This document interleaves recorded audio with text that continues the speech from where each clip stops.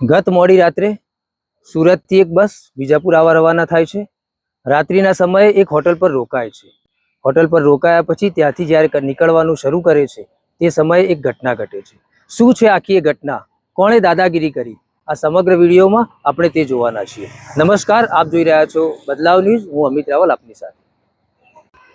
ગુજરાત સરકારના એસટી વિભાગની એક બસ સુરતથી વિજાપુર આવવા રવાના થાય છે. સુરતથી વિજાપુર આવતી બસમાં હોટલ પર રોકાયા બાદ ત્યાંથી નીકળવાનો જ્યારે સમય થાય છે ત્યારે નિયત સમય કરતાં બસ મોડી હોવાને કારણે અને સવારે 3:45 વાગ્યાના સુમારે કોઈ પણ પેસેન્જર નીચે ઉતરતા નથી.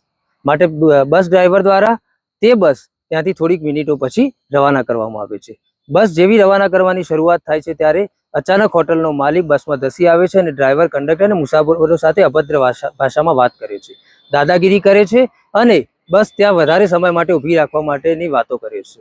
ગુજરાત સરકાર દ્વારા કેટલાક લોકોને ટેન્ડર આપી મુસાફરોની સગવડ માટે આ પ્રકારના હોટલ પર રોકાવાની ગુજરાત સરકારે નિયત કરેલી જગ્યાઓ છે.